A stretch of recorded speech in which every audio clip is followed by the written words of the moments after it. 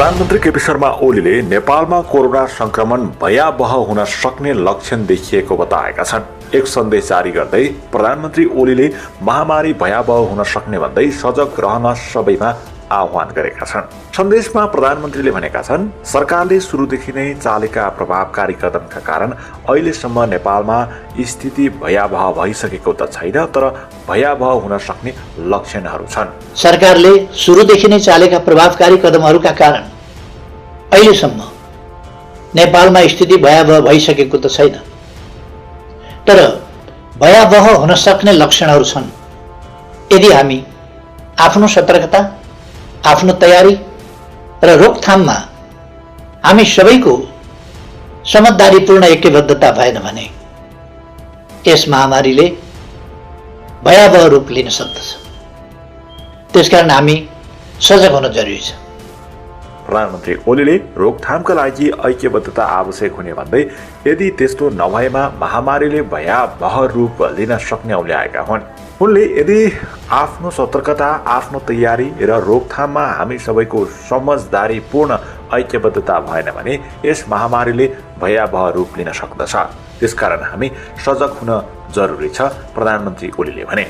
Corona भाइरसको संक्रमण विस्तार बढ्दो भएको भन्दै स्वास्थ्य तथा जनसङ्ख्या मन्त्रालयका अधिकारीहरूले समेत चिन्ता व्यक्त गरेका छन्।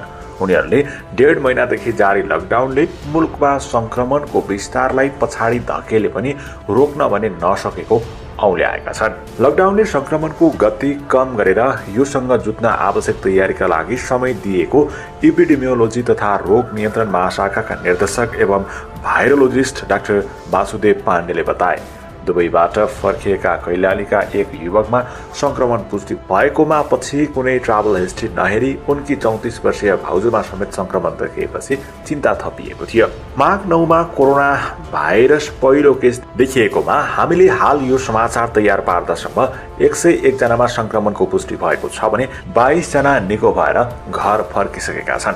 कोरोना संक्रमण बढ्दो भए पनि हालसम्म बाहिरबाट आएका व्यक्तिको सम्पर्कमा आएकाहरूमा नै देखिएको छ, स्वास्थ्य मन्त्रालयका सहप्रवक्ता डाक्टर समीर कुमार अधिकारीले भने। उनका अनुसार कन्ट्याक्ट ट्रेसिङ गर्दा समेत समुदायमा व्यापक सरेको देखिएको छैन, तर संक्रमणको विस्तार विश्वका अन्य मुलुकमा जस्तै बढ्दो क्रममा भने छ। लकडाउनले गर्दा मुलुकमा संक्रमणको विस्तारलाई पछि धकेले पनि रोक्न भने नसकेको डाक्टर अधिकारीले औल्याएका छन्। कोशी अस्पतालका मेडिकल सुपरिन्टेन्डेन्ट एवं जनस्वास्थ्यविद डाक्टर सङ्गीता मिश्र उपयुक्त रूपले ट्रेसिङ र छानेर नमुनाको जाँचसँगै अस्पतालको क्षमता विस्तारमा ध्यान दिनुपर्ने जोड दिएकी छन्। हाल नेपालगञ्जको बस्तीमा संक्रमण देखिए पनि खास समूहमा मात्रै रहेको र नियन्त्रणको अवस्थामा रहेको डाक्टर पाण्डेले बताएका छन्। कन्ट्याक्ट ट्रेसिङ गर्दा स्पष्ट रूपमा यात्रा इतिहास, भेटघाट लगायतका आवश्यक जानकारी पाउन गाह्रो देखिएको छ, तर मुख्य चुनौती अझै सीमाबारीबाट लुकी छिपी आउनेहरूबाटै छ। उनले भने हाल कोरोनाको उच्च जोखिम प्रदेश नम्बर 1 र 2 मा बढिरहेको विज्ञहरूको भनाइ छ। बिहिबार 2 जनामा कोरोना संक्रमण थपिएसँगै देशभर कोरोना संक्रमितको संख्या 101 पुगिसकेको छ। राष्ट्रिय जनस्वास्थ्य प्रयोगशालामा भएको परीक्षणमा कपिल वस्तुका 22 र 16 वर्षका पुरुषमा संक्रमण पुष्टि भएको हो। स्वास्थ्य मन्त्रालयका प्रवक्ता डाक्टर विकास देवकोटाका अनुसार हालसम्म 14,509 जनाको PCR परीक्षण भएको छ। बिहिबार गरिएको 1,123 सहित हालसम्म RDTबाट 54,093 नमुनाको परीक्षण भएको छ। उता छिमेकी मुलुक भारतमा समेत संक्रमणले तीव्र रूपमा वृद्धि भइरहेको अवस्था छ। भारतमा कोरोना संक्रमणबाट एकै दिन 103 जनाको मृत्यु भएको छ। यो सँगै भारतमा कोरोनाको कारण मृत्यु हुनेको संख्या 1,886 पुगेको त्यहाँको स्वास्थ्य मन्त्रालयले जनाएको छ। संक्रमितको संख्या 56,342 पुगेको छ। गत 24 घण्टामा 3,390 जना नयाँ संक्रमित थपिएका छन्। गत 24 घण्टामा भारतमा 1,273 जना निको भएर डिस्चार्ज भएका छन्। यो सँगै निको हुनेको संख्या 16,539 पुगेको छ। भारतमा समेत कोरोना संक्रमण र मृत्यु हुनेको संख्या बढेपछि नेपाललाई समेत थप खतरा उत्पन्न भएको छ।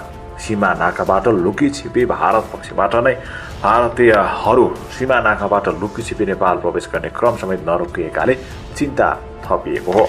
बिहिबार कोरोना संक्रमण पुष्टि भएका कपिल वस्तुका 2 जना लकडाउनकै बीच भारतको मुम्बईबाट 4 दिन अघि नेपाल प्रवेश गरेको समेत पुष्टि भइसकेको छ। कपिल वस्तुको महादेवी गाउँपालिका 8 बिजुवाका 16 र 22 वर्षका उनीहरूमा वैशाख 23 गते कपिल वस्तुको पखडी नाकाको दक्षिणतर्फको खुला सीमाबाट नेपाल आएको कपिल वस्तुका प्रहरी प्रमुख देव शमशेर जबराले बताएका छन्। लोकेसिपी भारतीय सीमा हुँदै नेपाल प्रवेश गरेका उनीहरूलाई स्थानीयले मायादेवी गाउँपालिकाकै तीर्थदेवी छत्रपाली माविको क्वारेन्टाइनमा राखेका थिए। 2 जनाकै थ्रोट स्वाबको परीक्षण भैरवा स्थित प्रदेश जनस्वास्थ्य प्रयोगशालामा किट अभावका कारण राष्ट्रिय जनस्वास्थ्य प्रयोगशाला टेकुमा पठाएको थियो। अन्य 4 जना युवाहरू पनि उनीसँगै आएको सूचनामा आएको र खोजी कार्य भइरहेको कपिल वस्तु प्रहरी प्रमुख जबराले बताएका छन्। रूपन्देहीको कोतहिमा 1 का संक्रमित युवा पनि वैशाख 5 गते भारतको नयाँ दिल्लीबाट लुकी छिपी नेपाल प्रवेश गरेका थिए। कपिल वस्तुका संक्रमित 2 युवालाई बुटोल धागो कारखानामा बनाइएको कोरोना विशेष अस्पतालको आइसोलेसन बेडमा लैजाने तयारी भइरहेको बताएको छ। उनीहरूको यात्रा विवरण र सम्पर्कमा रहेका व्यक्तिहरूको पहिचान गर्न शुक्रबारदेखि प्रहरी र स्वास्थ्यकर्मी परिचालन गरिने समेत सामाजिक विकास मन्त्रालयका स्वास्थ्य महाशाखा प्रमुख उमाशंकर चौधरीले जानकारी दिएका छन्।